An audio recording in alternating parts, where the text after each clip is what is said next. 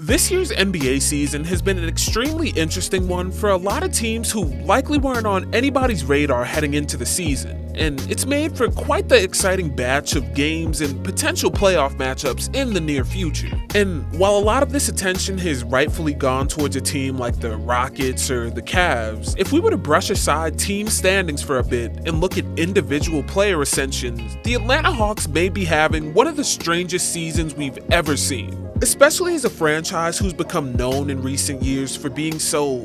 mid, for lack of a better word. They've seen the emergence of a few players and pieces that haven't really caught the attention of the wider NBA as a result of their reputation and lackluster place in the standings. But while what little Hawks coverage that does exist tends to go towards the growth of Jalen Johnson or Dyson Daniels, the DeAndre Hunter career revival that's been happening needs to be talked about more. Because through the first half of the year, Hunter's been having a sleeper most improved player campaign that becomes really interesting when you put it into context with his pre-draft expectations and the way that constant roster clarity and front office blunders have impacted his perception. So let's talk about DeAndre Hunter, his career growth, and what happens when expectations meet reality. The relatively low profile that Hunter has maintained throughout his career is pretty difficult to understand if you look at it purely from a modern day standpoint. But if you go all the way back to his college days and pre-draft evaluation, it becomes apparent that he was kinda drafted exactly for this reason. Hunter was a 6'7" forward who had an extremely successful college career with the Virginia Cavaliers and occupied a pretty interesting position both for Virginia and as a player entering into the 2019 draft. If you were to go back and read all of Hunter's scouting reports and both all the projections of his ceiling and floor, the main words that you'll always see are safe, boring, all indicators of him being a perfect complementary piece to a team with an already established star. He was painted as a Swiss Army knife in both a good and bad way, with his 7'2" wingspan, defensive potential, and potential on-ball creation all piquing scouts' interest. However, there was also a feeling that he didn't do anything particularly elite at the NBA level, with him never taking over games offensively and a real lack of clarity on his potential as a volume shooter or even his ideal position. And while normally this would be a routine position in the draft, the 2019 class was filled to the brim with what was being seen as league-altering talent, and players like Ja Morant, RJ Barrett, and of course, Zion Williamson were all rightfully receiving heavy media coverage, while Hunter's game didn't have that same flair and maybe even that same potential. So while he was still being viewed as a high lottery level talent, it was still a very questionable choice to draft him with the number 4 pick.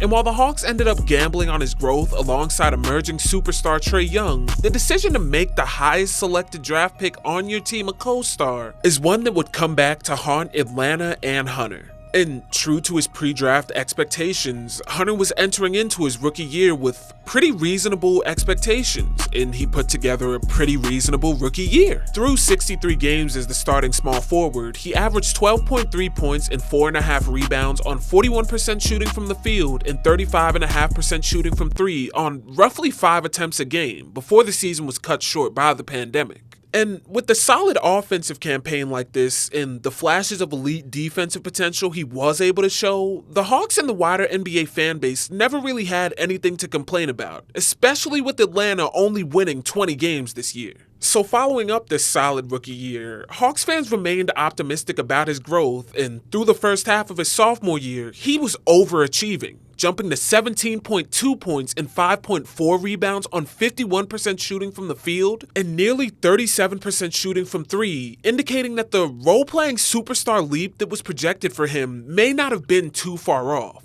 But unfortunately, right in the middle of a breakout season for him and what would go on to become a deep postseason run for the Hawks, the first of a string of injuries would derail Hunter's progress and begin the rapid process of his decline in favorability amongst Hawks fans and his disappearance from the consciousness of wider NBA fans. The first injury would occur in February of 2021, where the wear down of his knees would require him to get surgery and miss the majority of the remainder of the 2021 regular season, with him returning just in time for the beginning of the playoffs. And while he'd be able to play throughout the first round, he'd already begun to look like a shell of the player he was just 3 months ago, only averaging 10.8 points and 4 rebounds in 5 games against the Knicks. And to make things even worse, following their first round victory, an MRI would reveal that Hunter had torn his meniscus and would have to miss the remainder of the playoffs to get surgery once again. Then, following a lackluster start to the 2021-22 season, Hunter would once again require surgery in November,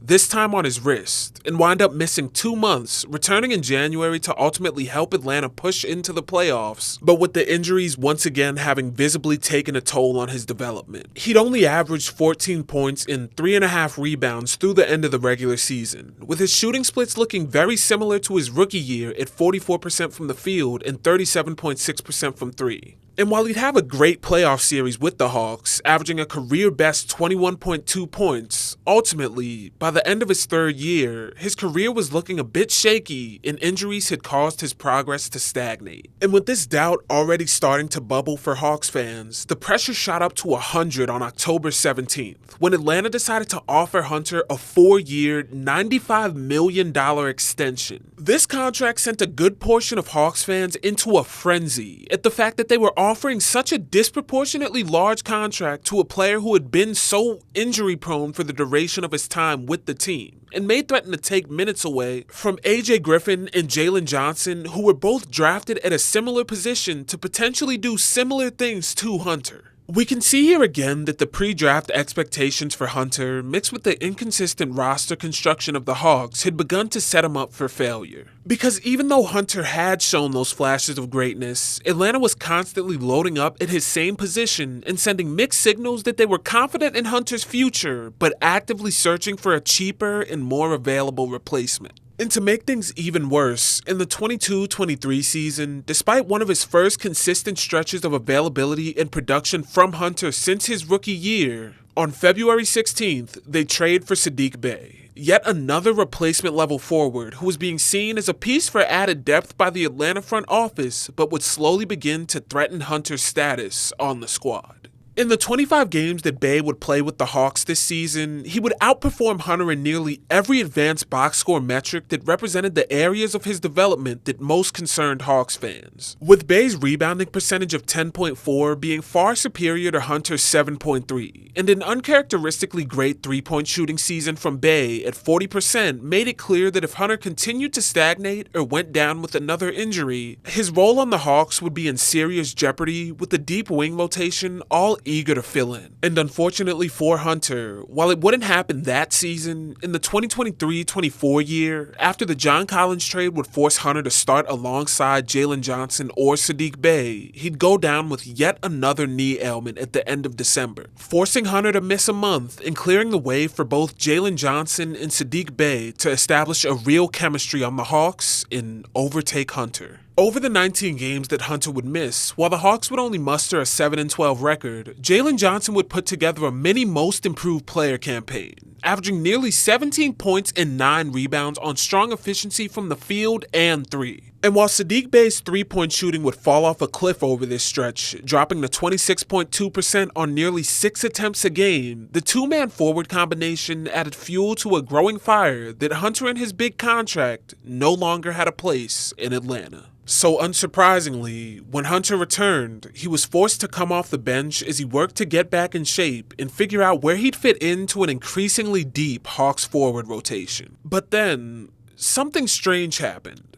He started playing some of the best basketball of his career in this new role. In the 20 games that he played off the bench during his return from injury, Hunter averaged 16 points and 3 rebounds on 49.1% shooting from the field and a scorching 42% from 3 on 5 attempts a game. Numbers that were reminiscent of his pre-injury trajectory and indicative of his potential as a second-string difference maker off the bench. Ultimately, after injuries to Johnson and Bey forced Hunter back into the starting lineup, he would continue his solid play over the last 13 games of the season. But the Hawks faithful and media members alike were all starting to see a shift in their perspectives on Hunter, with his high-level bench production paired with the rapid rise of Jalen Johnson, leading to questions about if Hunter was better off the bench or off the team. And this weird situation would only continue to get weirder, as the Hawks would acquire the #1 pick in the 2024 draft and use it to pick yet another wing in Zachary Ricochet, which served to essentially seal Hunter's fate in Atlanta and guarantee a trade that had been thrown around since the day Hunter signed his extension. So with the 2024-25 season approaching and 2 more younger forwards in need of minutes on the roster, Hunter was relegated to the second unit, likely expected to play out his last few games as a Hawk before being traded elsewhere. But somehow, through the first 25 games off the bench this year, Hunter's put together a borderline 6th man of the year campaign. He's been averaging a career best 19.5 points and 3.8 rebounds on 48% shooting from the field and an unreal 43.5% shooting from 3 on a career high 6.4 attempts a game, placing him in the 91st percentile of all forwards and answering the pre-draft questions about his viability as a high-volume 3-point shooter.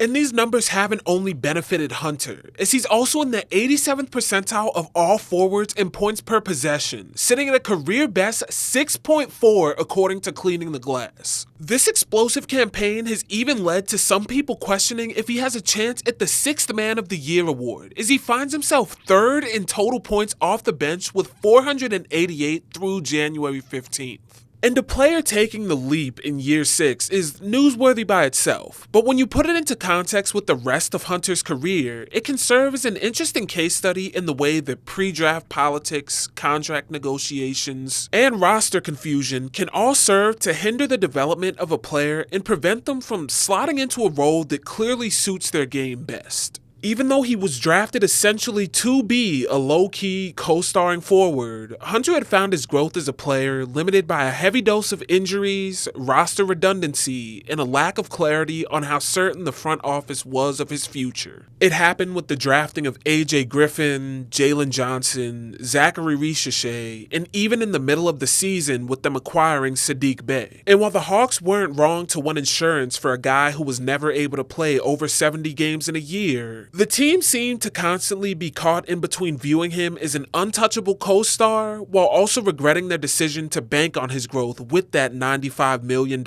extension, leading to him being one of the most complicated players to understand from a team perspective in the league. And now we find ourselves in the strange spot where a highly controversial contract and constant miscommunication has made for a breakout campaign in year 6 that's not being talked about by the wider NBA fan base and viewed as too little too late by Hawks fans who were eagerly awaiting the trade news. But regardless of if Hawks fans or NBA fans can see a future with Hunter on the team, keep an eye out for his games this year, because the NBA's newest 6th man has arrived. But with all that being said, that's going to do it for this one. Hopefully you enjoyed, and hopefully I can catch you in the next one.